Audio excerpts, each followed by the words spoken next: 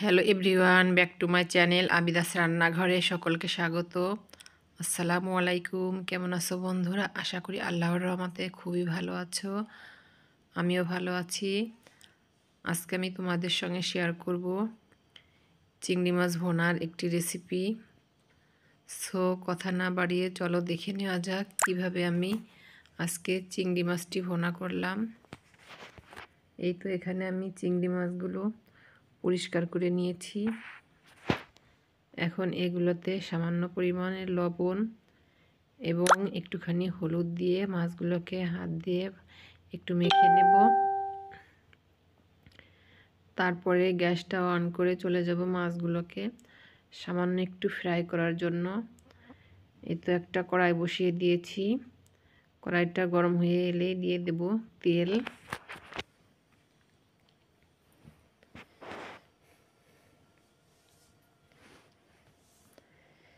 তেল দিয়ে দিয়েছি।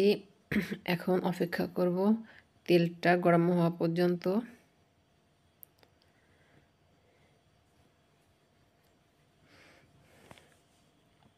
তেলটাকে আমি একটু নেড়ে দিচ্ছি।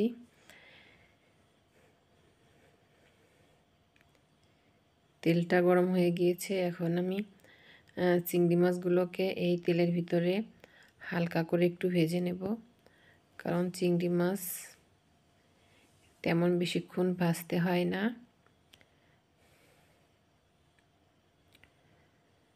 বেশি ভাজলে আর কি রাবারের মতো হয়ে যায়। জাস্ট 20-25 সেকেন্ড করে এক এক সাইড ভেজে নেব।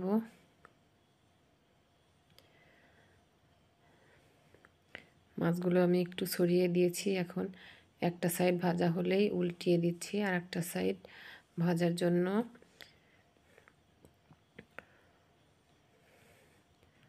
মাছগুলো কিন্তু আমার ভাজা হয়ে গিয়েছে। এখন আমি মাছগুলো কড়াই থেকে তুলে নেব।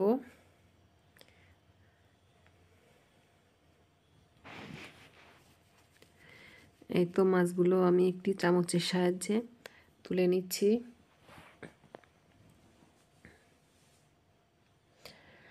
আর এই চিংড়ি মাছের রেসিপি আমার চ্যানেলে আরও কয়েকবার দেওয়া আছে। সেগুলো বড় চিংড়ি, এর থেকেও বড়।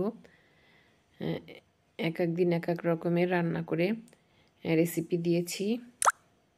তো আজকে আবার একটু অন্য রকম করে রান্না করলাম, তা ভাবলাম তোমাদের সঙ্গে একটু শেয়ার করি বন্ধুরা। তো এই তো এখন এই বাকি তেলের ভিতরে আমি মশলা দিয়ে দিচ্ছি। পেঁয়াজ বাটা, রসুন বাটা, দিয়ে দিচ্ছি আদা বাটা। এখন এই বাটা মশলাগুলোকে নেড়ে চেড়ে আমি ভালোভাবে ভেজে নেব।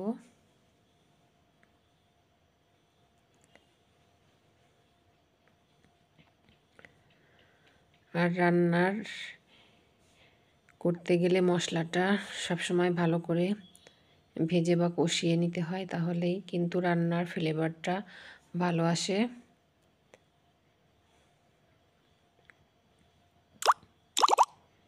মশলাগুলো কিন্তু আমার ভাজা হয়ে গেছে। এখন আমি দিয়ে দিচ্ছি জিরা বাটা।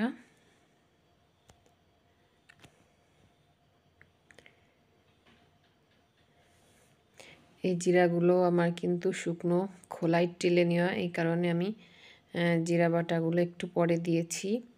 আর এখন দিয়ে দিচ্ছি আমি মরিচ বাটা না, সরি, শুকনো মরিচের গুঁড়া। এখন দিয়ে দিচ্ছি হলুদের গুঁড়া। এখন ভালোভাবে মশলাগুলোর সঙ্গে মিশিয়ে নিচ্ছি। মিশিয়ে আরও কিছুক্ষণ কষিয়ে নেব। আর আমি একটা পেস্ট করে রেখেছি। সেই পেস্টটা হচ্ছে টমেটো এবং গোলমরিচ, কালো গোলমরিচ এবং হচ্ছে টক দই দিয়ে একটা পেস্ট করে রেখেছি, সেটা এর ভিতরে অ্যাড করব।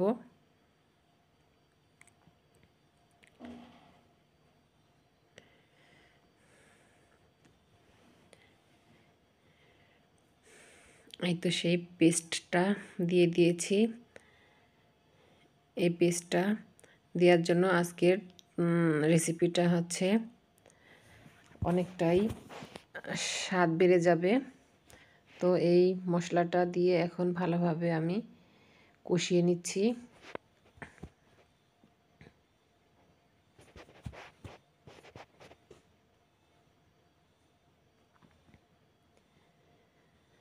গ্রেভিটা আমার কেমন হয়েছে একটু নেড়ে চেড়ে দেখিয়ে দিচ্ছি। গ্রেভিটা আমার কষানো হয়ে গেছে। এই পর্যায়ে আমি ভেজে রাখা মাছগুলো অ্যাড করে দিচ্ছি।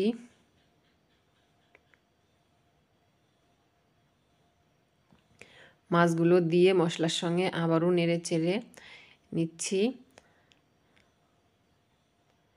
এখন ভালোভাবে নেড়ে চেড়ে মশলার সঙ্গে মাছগুলোকে কষিয়ে নিতে হবে।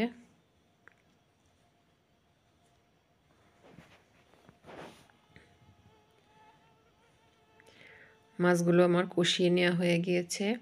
এখন আবারও একটু নেড়ে চেড়ে দিচ্ছি।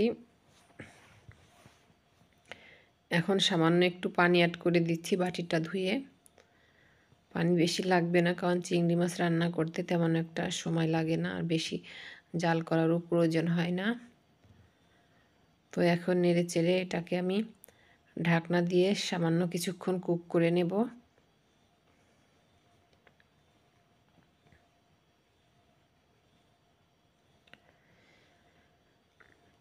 আর কিছুক্ষণ পরে আমি ঢাকনাটি খুলে নিচ্ছি। ঢাকনাটি খুলে এখন আমি একটু নেড়ে চেড়ে দিব।